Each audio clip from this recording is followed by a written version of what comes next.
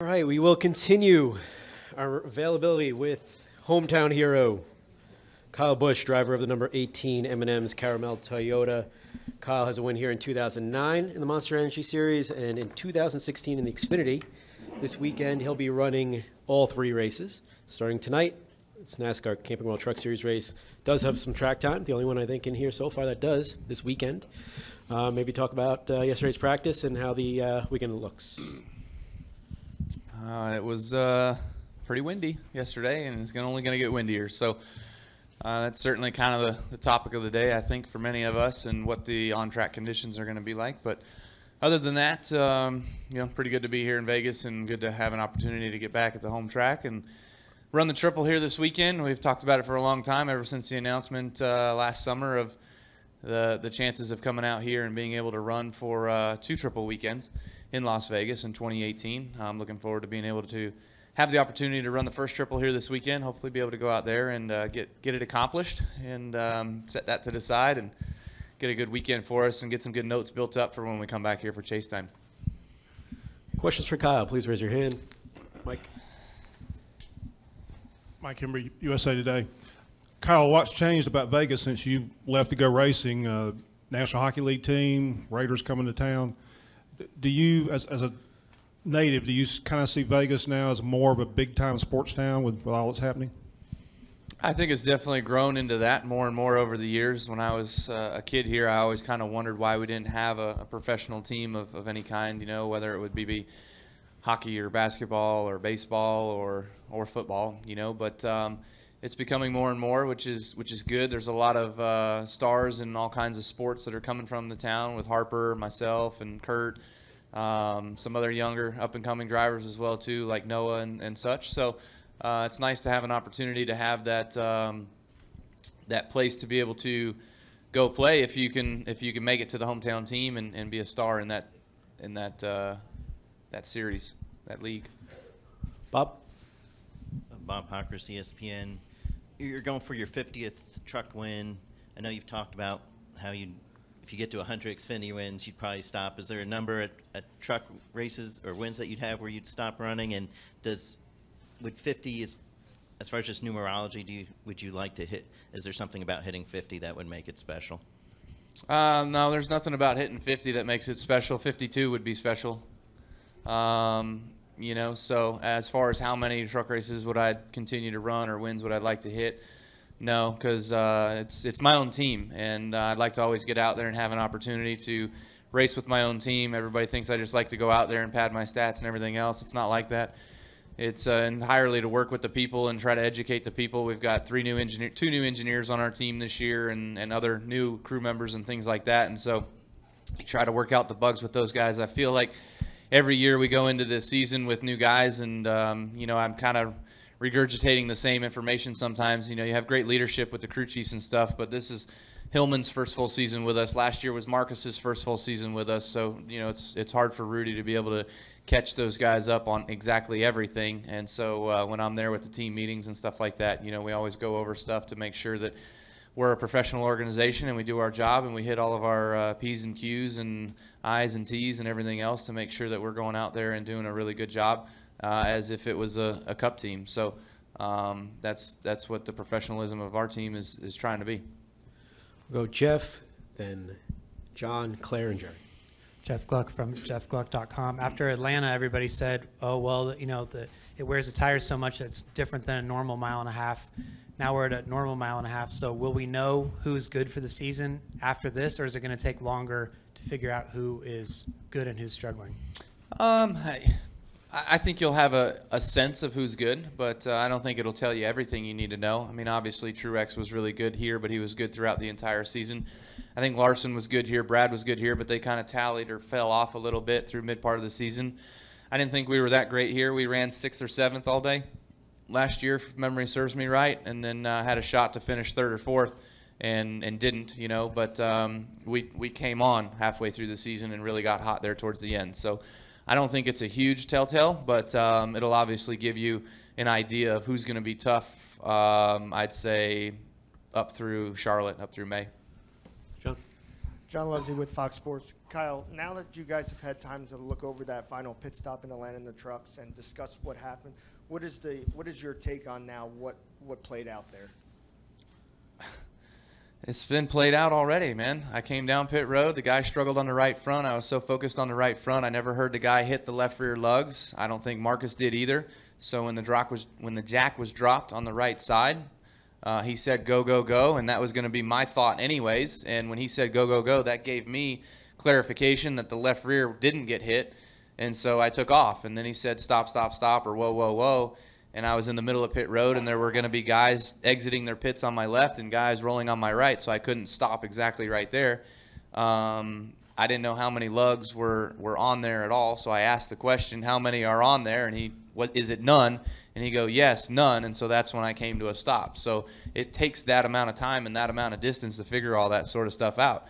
There's a lot going on and a lot of things that kind of happen through your mind. And so, it sucks. It was frustrating. The jackman couldn't hang the right front tire. They took too much time over there and messed up the pit stop and cost us the race. Claire? Claire B. Lang, Sirius XM NASCAR Radio. Can you talk about the wind and how it might affect qualifying? It's supposed to get worse tomorrow. You're racing 3 different series this weekend, and it's usually windy here, but this is some really strong wind. Yeah, this is really strong wind. Last year I remember the wind being really, really bad in the race, and you kind of used it to your advantage a little bit in some portions of the racetrack, but in others it was a mess. It was a handful. It blows the cars around. You're going at 200 miles an hour, and just a 40-mile-an-hour gust of wind is a big mile-an-hour change, and it just blows the cars around, and it changes the trajectory of where you're going. And we're going in a circle, so we're hitting the wind in different directions every single moment on the racetrack. So, you just never know where that gust is going to be, if the wind changes directions or if a gust changes directions, and it's just very, very complicated to keep up with. So it makes you have to be on your toes, and I think the Cup cars will be the worst because they have the least amount of downforce and they go the fastest. So the Xfinity cars would be second worst and the trucks would be third, just because trucks you can run around here wide open and they punch a pretty big hole in the air already. Can you adapt to it as a driver, or is it? Yeah, I mean, you can adapt to it. I think more times than not you're guessing anyways. So it's just a matter of being ready for anything and just kind of driving through it. Well, Jerry, then follow from Bob, and then we'll go over here. Jerry Jordan, KickingTheTires.net and PRN. You've got 3 wins at California. We're going to close out this West Coast swing out there. Can you talk about going out to California and that track? And it's been compared some to Atlanta. But what are your thoughts going out there and racing and wiping out this West Coast? I love California. I enjoy going out there. I always thought it was really, really fun to race out there, especially you can run all over that racetrack, low, middle, high. More times than not, the high line kind of becomes a preferred groove throughout the day of the race and throughout the long runs of the race, and so that was kind of enjoyable. With this new car, with the flared sides and stuff that we've had the last 4 or 5 years, it's kind of made that outside groove less important, so you have a little bit better chance of being able to move around, but not much. Just seems for me, anytime I get closer to the wall, I seem to get looser. And if you tighten up the car in order to be able to handle that situation, then you're just so tight you can't run the bottom at all. So you really get mired to having to run the top all day. So that's what makes Larson so good there. That's what makes us pretty good there. Harvick was really, really good there for years, So it's a place that is worn out. It's like Atlanta. Atlanta, people have figured out how to, line wrap and make the line really work. Harvick especially. I haven't seen anybody really be able to make that work at California. We just keep going farther under the yellow line in turn 3 and 4 and running the apron. So it's now 6 lanes wide down there in 3 and 4. But it's just a fun track and bumpy and edgy and I don't think the surface is as abrasive as Atlanta, but it certainly lends itself that way. And it hopefully isn't up for a repave anytime soon. Bob, and then NBC. Bob Parkhurst, ESPN. I'm sticking on a numerology kick. If Harvick wins again in any series, he's at 100 for all 3 series. Do you look at that as any sort of standard? He's at what? He's at 99 career wins over for all 3. Yes. Gotcha. So there'd be assuming he wins one more, then there's 4 of you with 100 wins across all 3 series. Okay. Is that any sort of standard, or do you look at that in any particular way? this day and age is different than the old day and age. You know, people will have that argument forever. I don't think there is a comparison to that. I think for what Harvick and myself have been able to do with the amount of wins that we have in all 3 series is cool. I mean, I think you reach 100. I mean, that's a big number to reach in this sport, in this and how difficult it is to win races these days, whether it's Cup, Xfinity, or Truck. You know, you look at it last week and it seems to be easy, and you have a pit stop problem and you don't win. You know, so you know, Harvick has, I think he's got just like 3 or 4 or 5 less Cup wins or something like that than me, and he's a few behind on the Xfinity side. Over the course of the last few years, we've been really good at racking them up over there, and the Truck side too. But you know, he's obviously reaching that 100 mark, and I think that should be something to be proud of. So I know I'm focused on me and being able to continue my climb and getting to the next wins that I can for me. We'll take a couple more. Go over here. Kyle, Randy Howe, NBC Las Vegas. Welcome back. What would it mean? It's Ultimate Sports Weekend here. What would it mean to you to take a couple checkered flags home this weekend in your hometown? It'd really be fitting, you know, with you being from here, to get some checkered flags this weekend. And also, do you feel like when other drivers know it's your hometown, like for the big race on Sunday, do you feel like they would try to do anything to make sure you or Kurt don't take a checkered flag home in your hometown? You know, it would certainly be special to win here. I'd love coming out to Las Vegas. You want to win any weekend, but especially when it's in your hometown and you remember this track being built from the ground up and the hole being dug in which we're sitting in right now, you know. So I haven't run a Truck Series race here since 2001, I believe it was. And so I would love to be able to have that opportunity to come out here and win in just my second start on this speedway in the trucks. And, of course, you know, win Xfinity and win Cup. I've been close to a lot of Xfinity wins here, and I've only been able to close out one. And Cup wins, we haven't quite been as great. You know, I've just never been on the newer surface. On the old surface, I'd finish second or third every single time we came here, you know. But it would certainly be special to close it out and to win a triple in your hometown. That would be pretty awesome. As far as anybody else knowing that it's our hometown, I don't think they care. I think that we all race each other as hard as we can race each other every single week anyways, no matter where we go. And guys are always chomping at the bit in order to see themselves get to victory lane. So that's going to be their main reason and trying to keep you out of victory lane.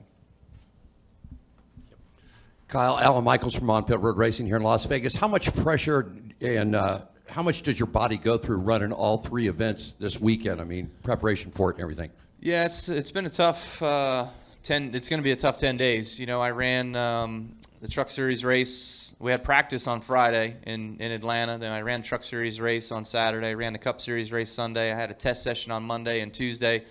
I didn't have anything on Wednesday. Thursday, yesterday, I was in the truck. Today's all the practices, truck race. Tomorrow, Xfinity race. Sunday, Cup race. So there's been one day in the last 10 days that I'll be out of the vehicle, you know. So that's kind of hard on you. At least I'm getting it all out of the way early in the season when your body's a little bit fresher. But certainly you got to take care of it. And so, you know, this week would be nice to kind of chill out and relax a little bit and, you know, take it easy. But you eat good and try to get some workouts in when you can. Not too hard. Obviously, you got to let your body recuperate and stuff like that. So that's kind of what my strategy is. We'll take one final one over here.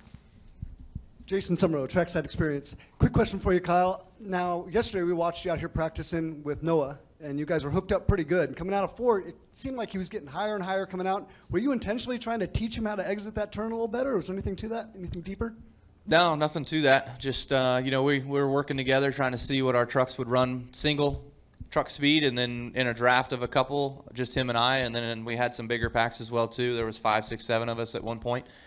Just kind of figuring out the handling of all that. With the wind blowing and the wind changing directions, it could have been a little bit of that. I was working on my truck, making sure that I was keeping my wrap around the corner longer, lower, and they were kind of working on that as well, too. They got it kind of tuned up the second practice. They got a lot better with it. So found some adjustments that helped that, so hopefully it works for us in the race tonight.